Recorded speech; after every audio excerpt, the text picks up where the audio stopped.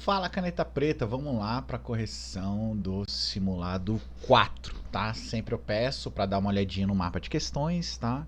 Então nesse simulado aqui Java, JavaScript, OWSAP, Python, BPM, NoSQL, DataOps e governança de dados, beleza?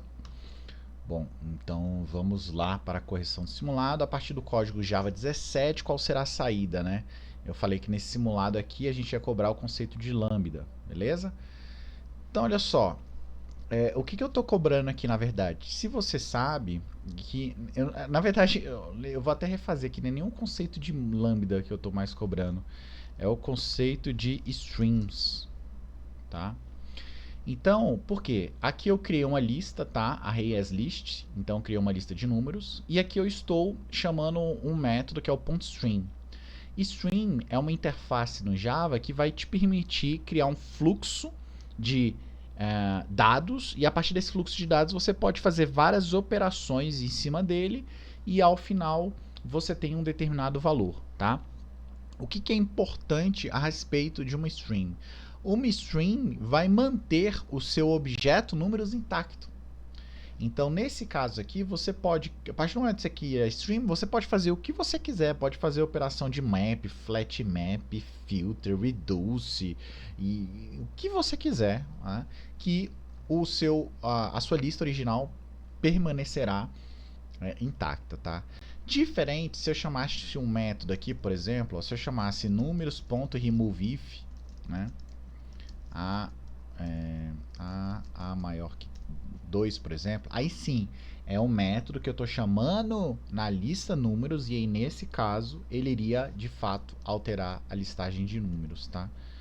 Mas como eu estou usando uma string, a string cria esse novo fluxo, né, de dados, e no final eu poderia dar um collect aqui, collect, e aí poderia usar um collectors.toList, tá? Para retornar uma nova lista. Mas a lista original, permanece inalterada. Por isso a saída aqui é o gabarito letra E, tá? Ao fazer uma interação processo de string, a lista não é alterada, mas sim o objeto que é criado pela string, beleza? A partir do código Python 3 abaixo, qual será a saída, tá? Então eu defini um multiply aqui, beleza? Criei uma função dentro desse multiply, retorno a função e faço o retorno dentro da função. O que eu estou fazendo aqui? Eu estou fazendo um conceito no Python chamado de decorator, tá? A ideia do decorator é você interceptar a chamada do método antes e após a sua execução. Muito análogo a um filter, né? Para quem está acostumado aí a implementações web, tá? Então eu criei um método aqui sayHello, digo que ele vai ser decorado com o @multiply, né? E aí eu decorei por causa do padrão, né? Eu estou adicionando novas funcionalidades a esse método. Então na hora que eu for executar esse cara aqui, vamos botar ele aqui num executor, tá? Deixa eu abrir o meu executor aqui. Peraí. Pronto. Deixa eu aumentar aqui, pra vocês verem melhor. E vamos só executar aqui, ó, Python 3 test.py, tá? Então o que eu vou fazer aqui, ó? Na hora que eu executo aqui, ó, sem hello, e aí eu tô cobrando algumas coisinhas aqui, né? Sem hello to. Então na hora que eu executo o say hello, ele começa a executar aqui o say hello sem hello. Eu não coloquei nenhum print aqui antes, ó, da execução desse método, mas eu poderia ter colocado, ó, por exemplo, ó, se eu colocar aqui, ó, um print teste, né, antes de executar, né, o método sem hello, ele vai executar o teste. E após ele executar o método sem hello, aqui, ó, teste 2, então ele executa na entrada o teste, executou aqui antes. A funct, ele vai executar a função sem hello, por isso que vai imprimir sem hello. Depois que ele executar sem hello, ele volta pro decorator, ó, teste 222, tá? Mas eu não queria poluir tanto, então deixei isso assim. Então o decorator, ele vai executar a sua função, né, na entrada dela, ou seja, antes dela ser executada. Antes da função ser executada, ele executa o decorator, executa a função, E o método de eu executar a função é justamente esse func aqui, ó, que eu representei por essa variável aqui. Essa variável, então, func, ela está recebendo como parâmetro a função sayHello que será executada, né? Como essa função sayHello ela recebe argumentos, nesse caso aqui, ó, o Rafa, então eu preciso passar esses argumentos para essa função. Como que eu passo esses argumentos para essa função? Dentro da função multiply eu faço um wrapper, ou seja, é uma função de wrapper. Tanto é que muita gente coloca o nome dessa função aqui, ó, como wrapper. Ó, mas aqui eu vou ter que retornar um wrapper novamente, né? Dá na mesma, tá? Então o nome da função tanto faz, mas muita gente coloca o wrapper, que é embrulhando a minha função sayHello. E aqui eu preciso receber os argumentos dela, ó, o args, tá? Tem uma diferença de você receber o args e o keyargs, que seriam com os dois asteriscos aqui, ó. Já vou explicar isso. Mas basicamente esse args aqui, ele funciona analogamente ao varargs lá do Java, é a possibilidade de você receber múltiplos parâmetros. Já o keyargs é quando você quer receber com o name de parâmetros, tá? Tipo assim, ó, o name de parâmetros seria isso, ó, por exemplo, nome igual a Rafa, né? Aí eu teria que passar um keyargs ali, beleza? Bom, então aqui eu executo a função, passando como parâmetro esse args aqui, Rafa, beleza? Dou um r.upper aqui. Por que esse r.upper não vai ter nenhum efeito? Porque a string é imutável. Então são várias coisas que eu estou cobrando aqui. Eu estou cobrando imutabilidade de string, eu estou cobrando decorators, tá? Depois eu estou cobrando, se você sabe que ao multiplicar uma string por 2, na verdade eu estou imprimindo essa string 2 vezes, né? Então o retorno aqui dessa função é hello to, né? E aí eu pego esse retorno e multiplico ele por 2. Por isso que ele vai imprimir aqui, ó, hello Rafa e depois hello Rafa, tá? Aí eu retorno essa função, aí eu retorno a função wrapper, né? É o retorno dessa função. Então ele vem aqui agora para o sem hello, que tem o hello Rafa. E eu dou um case fold nela. E é o que o case fold faz, né? Então, putz, é muita coisa que eu estou cobrando aqui, tá? Então, aí até botei aqui na própria doc aqui, decorators. Então, o que eu botei aqui para você dar uma estudada, tá? O uso de decorators, tá? Que para mim deve ser o próximo tópico que a FGV vai cobrar. Afinal, ela já cobrou generators, lambdas. Então, para cobrar decorators, está logo ali, tá? Um outro que eu vou fazendo um simulado para vocês também é o list comprehensions, ou para os mais íntimos, list comp, tá? Então, decorators eu coloquei aqui. Coloquei o lance de você desmistificar, né? Saber a diferença do args para o keyargs, tá? Acho que é importante saber disso. Não vi a FGV ainda cobrando isso, mas eu acho que é importante, ó, o args, tá? Para o keyargs, beleza? Entra nessa diferença aqui, ó, com o name de parâmetro que eu falei para vocês, tá? E aqui, ó, a diferença de você usar... Tem um dos métodos do Python na string, aí são vários, né? Eu cobrei aqui especificamente o case fold. Então tem uma diferença do case fold para o lower. Qual é a diferença, né? Eu nem sabia disso. Mas eu fui lá nos métodos da string e vi que esse case fold... Eu, cara, o que esse case fold faz, né? Fui malvado. Agora que eu reparei que eu tô escuro aqui. Então, o case fold, ele vai fazer com que todos os caracteres de uma string sejam colocados em minúsculo, tá? Qual é a diferença? Ó, the case fold is suited for caseless matching for Unicode characters is suited for caseless matching. Então, the German low case better, né, letter B, né, has a caseless equivalent of SS. Since B is already low case, string lower does not perform any transformation. Ou seja, nesse caso aqui, se eu chamar um lower, ele não vai colocar ele em minúsculo, porque esse caractere já está em minúsculo. Só que em alemão, nesse caso, ele tem uma representação desse caractere em minúsculo. E aí quando eu chamo o case fold, ele coloca o fuzz aqui, ó, o FUSS, tá vendo? Então, o case fold, a ideia dele, ele é ser mais bruto para colocar todo mundo minúsculo do que o lower. Eu não conhecia, tá? Então, é bem difícil. Então, muita coisa deu cobrando aí, né? Por isso que o gabarito é letra B, né? Mas bem chatinha a questão, né? Enfim. Então, cobrei strings, e cobrei métodos, cobrei imutabilidade e cobrei decorators, tá? O código abaixo escrito em ECMAScript 2021 terá como saída qual resultado, tá? Então eu tenho conta, constructor saldo aqui, de saldo, depositar, get saldo, aí o cara fez C1 new conta, depositar, C1.saldo recebe 100 e C1.saldo, né? Qual vai ser a saída, né, nesse caso aqui, né? Então, galera, por que o gabarito aqui é letra D? Essa eu gostei bastante de ter feito essa questão aqui. Eu achei que eu fui bem criativo, tá? Deixa eu ver aqui, acho que tá aqui, inclusive. Ó. Node deletar JS. Pronto, ó, 210 provando que dá isso, tá? Vou mostrar para vocês por que isso aqui, tá? Constructor saldo, então eu tô passando esse valor aqui para essa variável.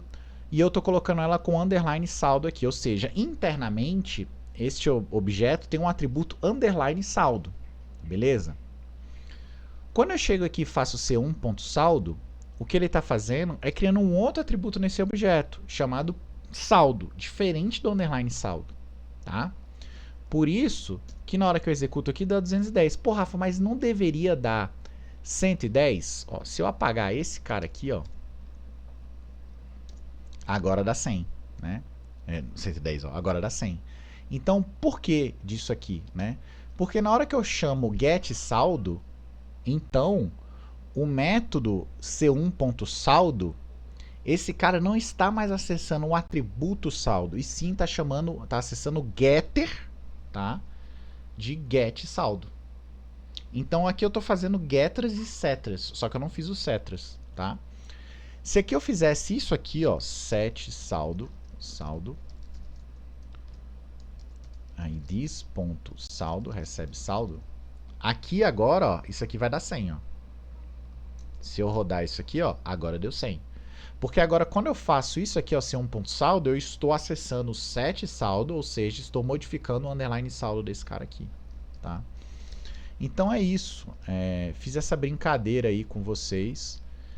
Interessante, o próprio compilador já me fala aqui, não, cannot assign to saldo because it's a read-only property, né? Então, nesse caso aqui, eu só tenho um get saldo dele, então ele já está pegando isso para mim, tá? Então, eu estou cobrando de vocês aqui o conceito de getters e setters, né? Se você sabe como que faz getters e setters no JavaScript, coloquei um link aqui para vocês darem uma olhada, tá? Acho isso importante, essa construção de objetos e afins, tá? Acho isso interessante porque já foi até cobrado na linguagem Python, isso aqui recentemente na prova do TJDFT. Não o uso de getters e setters, mas sim, por exemplo, a definição de um constructor. Tá? Então, coloquei um outro esqueminha aqui, uma figura, né, explicando o getter e o setter, tá? Invocando, beleza? Acerca do OWSAP, assinale abaixo qual vulnerabilidade é nova na listagem, ou seja, não estava presente na lista de 2017, mas consta na lista de 2021. Né? Então, você saber o que entrou, o que saiu, quais os itens que foram alterados, né? Eu acho muito importante isso aqui já foi cobrado algumas vezes, tá? Na época de 2017 e 2018, meu último ano de estudos ali, a gente cobrava bem a diferença da lista de 2013 para a de 2017. E agora acho que vai ser bem cobrada a lista de 2017 para a lista de 2021, o que mudou e tal, tá? Então, nesse caso aqui, letra A, questão simplesinha do Server-Side Request Forward, né? Que foi, ou seja, não estava presente na lista de 17, que foi justamente aqui, ó. Ele entra como novo, tá? Então, letra A aqui, beleza? A respeito do BPM, assinale quantos itens corretos existem. BPM tem como foco criar processos funcionais para uma organização gerar valor para os seus clientes. É isso aí mesmo. Análise SWOT é uma técnica que pode ser utilizada para comparar a organização com seus concorrentes diretos. Sua finalidade é gerar informações que permitam o posicionamento da organização. É isso aí mesmo. Embora diferentes entre si, diagrama, mapa e modelo de processos são utilizados em conjuntos para modelagem de processos. Essa questãozinha de diagrama, mapa e modelo cai demais, sendo o primeiro uma visão superficial e sem grandes detalhamentos do processo. O mapa tem mais detalhamento e o modelo chega até o nível operacional. Tá? BPMN, assim como fluxograma e EPC, são notações utilizadas para modelagem de processos. Rafa, BPMN saiu do meu edital. Então, mas ele ainda pode ser cobrado porque lá tem modelagem de processos, né? Então, saiu... Pelo fato deles terem tirado, eu presumo que não vai haver mais uma questão específica de BPMN. Mas cobrar o conceito, né? Cobrar que ele é uma ferramenta de mapeamento, né? Ou seja, essas notações aqui, né? Ó, notações de modelagem de processos, né? BPMN, fluxograma, EPC, ML. Já caiu muita questão disso aqui, né? Dá a definição e te pergunta se é o contrário ou não. Vou fazer uma questão disso aqui, desse quadro, pode ter certeza, tá? Beleza, então, todas corretas aqui, gabarito letra E, beleza? Respeito da situação de quando se escolher um banco NoSQL e um banco relacional, então, trade-offs, né, de você escolher um banco NoSQL e um banco relacional, acho que isso é muito importante, cai direto, tá? Bancos relacionais são normalizados para melhorar a redundância de dados, integridade e desempenho, beleza? Só que muitas das vezes, na hora que você normaliza, você piora o desempenho. Por isso que a gente passa por um processo de desnormalização, né? Então, errado aqui. Problemas colunares, como aplicações OLAP, precisam de leitura otimizada, né? Otimizada de uma coluna específica. A melhor solução é usando o RDMMS através de índices colunares. Não, tá? Tem até um artigo que eu falo aqui, ó, que a melhor solução nesse caso, quando você precisa de uma leitura colunar, é usar um banco de dados colunar, e não um índice colunar em um banco de dados relacional, tá? Modern data warehouse are built on columnar database that is stored by columns instead of by rows available to us. Então ele fala de todos os bancos colunares aqui que estão disponíveis para uma arquitetura de OLAP, tá? NoSQL é ideal para dados semi-estruturados, bancos de grafos são aplicáveis a aplicações CRUD que geram um ID único para cada registro. Nesse caso não seria grafo, mas sim um banco de chave e valor, né? Então você saber quais são os cenários que é melhor aplicar cada banco, né? Por que o banco de grafo é melhor quando você tem relacionamentos, para descobrir relacionamentos que são não diretos? Por que isso é melhor do que um banco relacional transacional, né? Bancos NoSQL escalam horizontalmente para Big Data mais facilmente que RDMS, né? Com certeza, essa escalabilidade horizontal. O Thiago fez até uma questão disso que eu estava vendo na Cefaz Minas para o Estratégia. Se você não fez esse simulado, dá uma olhada lá. E ele fala muito sobre escalabilidade horizontal e vertical. Vertical é você dar mais processamento, horizontal é você adicionar mais nós, né? Bancos NoSQL escalam mais facilmente do que bancos RDMS, tá? Os SGBDs relacionais. Antes, eu até tive que refazer essa frase, porque eu tive que colocar o mais facilmente. Porque hoje você já consegue fazer uma escalabilidade com PostgreSQL atuando de modo clusterizado de uma forma até tranquila, mas os bancos de dados do SQL eles são nativos clusterizados, tá? A partir do teorema CAP, a viability é quando toda operação de leitura recebe o dado escrito mais recente ou erro, né? Então, errado aqui é a descrição de consistência e não disponibilidade, mais uma vez, teorema CAP, tá?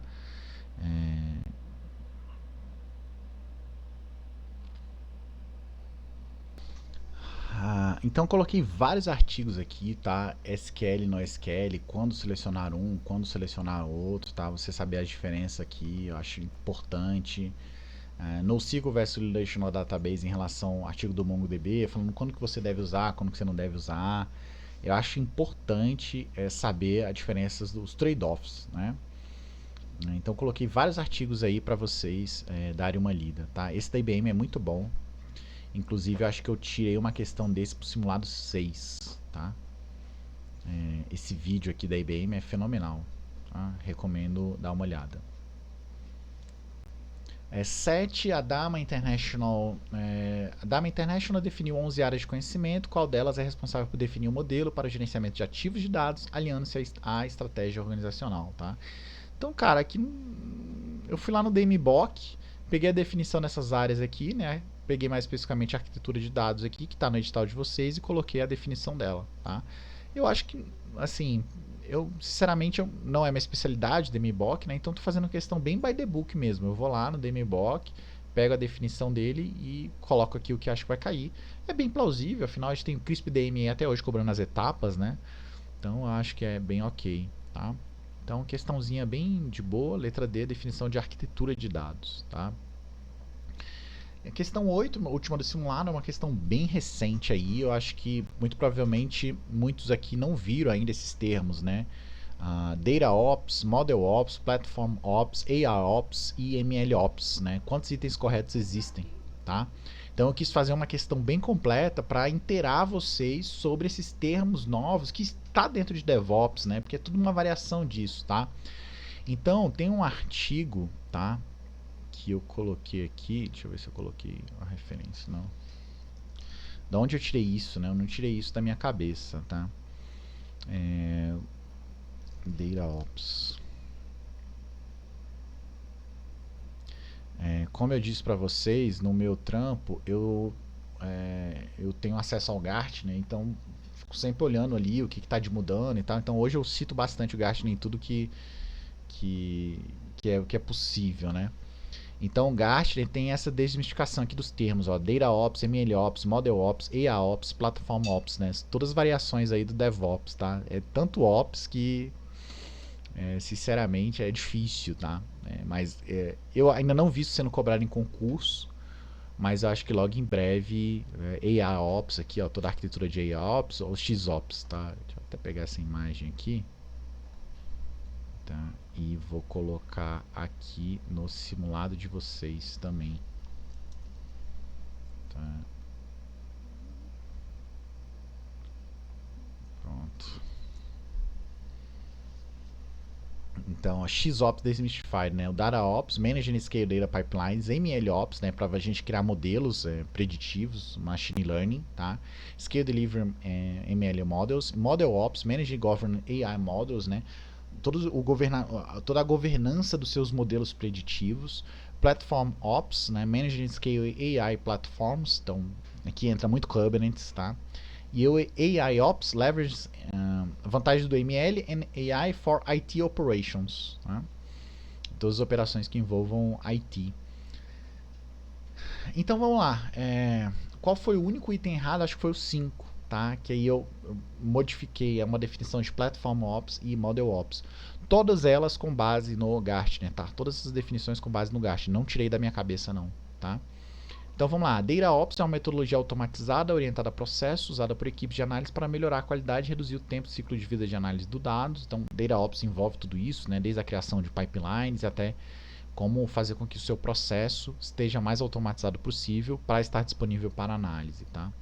Embora o DataOps tenha começado como um conjunto de práticas recomendadas, atualmente se tornou uma abordagem nova e independente de análise de dados. Tanto é que teve um termo só para ele, né, que é o DataOps. Da onde eu tirei isso, né, justamente da fonte do Gartner. E aqui, especificamente esse DataOps, é de um curso que eu fiz. Tá aqui o nome do curso. Deixa eu pegar aqui para vocês da onde vem essa fonte aqui. Governança de dados. Tá, acho que é esse aqui. Tá? É de um curso lá do ENAP, ó, de governança de dados, tá? Que a gente fez lá no meu trabalho. E mais especificamente ele fala de DMBOK e tal, mas tem uma hora aqui que ele fala justamente de DataOps. Ó. Então na hora que eu vi DataOps aqui eu falei, nossa, achei que era um negócio super moderno e tal, mas até os cursos do ENAP já estão falando de DataOps, tá? Então acho importante isso aqui. Beleza. MLOps, não, o DevOps se concentra na entrega contínua, emprestando métodos dele, o DevOps se concentra na entrega contínua. O DataOps procura, acho que essa frase aqui não ficou muito bem não, deixa eu dar uma revitalizada nela aqui. O DevOps, aqui acho que ficou bem. O DevOps se concentra na entrega contínua, emprestando seus métodos ao DataOps, que procura trazer esses mesmos aprimoramentos para análise de dados, como confiança, reusabilidade, capacidade de repetição, automação, enquanto reduz a duplicação. Eu acho que assim fica bom. DevOps se concentra na entrega contínua, prestando seus métodos ao DataOps, que procura trazer estes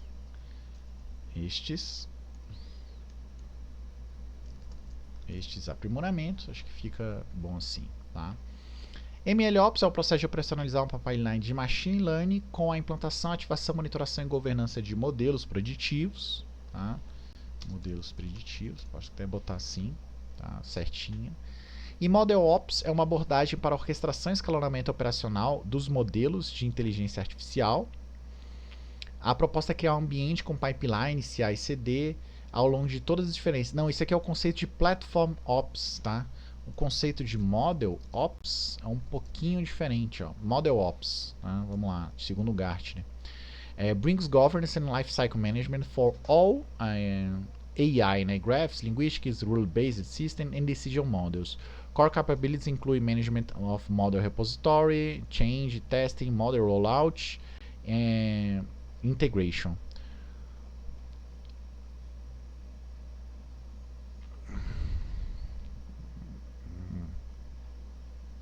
Tô vendo aqui se poderia encaixar, mas não. Aqui, ó, o Platform Ops. Platform Ops. Nossa, não tô conseguindo escrever Platform Ops. Cadê, mano? Conceito de Platform Ops, Model Ops, AI Ops.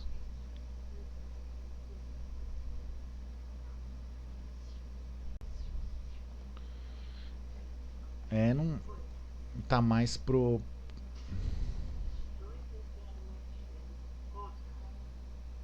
Achei, cara, que ali ele tinha escrito separado aqui junto, por isso que eu não tava dando Ctrl F. Platform Ops for AI is an approach for orchestrating and scaling operational AI. This involves leveraging multiple best practices across data, machine learning, AI, and the application development pipeline in order to create an efficient delivery model for AI business system. Então, essa parte de orquestração e escalonamento operacional está muito mais ligada ao Platform Ops ao invés do Model Ops. Tá? O Model Ops está mais ligado a como você vai, de fato, gerenciar o seu modelo preditivo e não a orquestração e escalonamento operacional desses modelos. Tá? Como eu disse, conceitos novos, tá? Quis trazer aqui para vocês com base no Gartner aqui, tá? Mas até o curso da ENAP já está atualizado em relação ao Data Ops. Eu acho que em breve isso vai ser cobrado. Então, letra D, o único que está errado é o número 5 ali, tá? Bom, beleza. Espero que vocês tenham gostado desse simulado aqui. E vamos para o simulado 5. Até mais.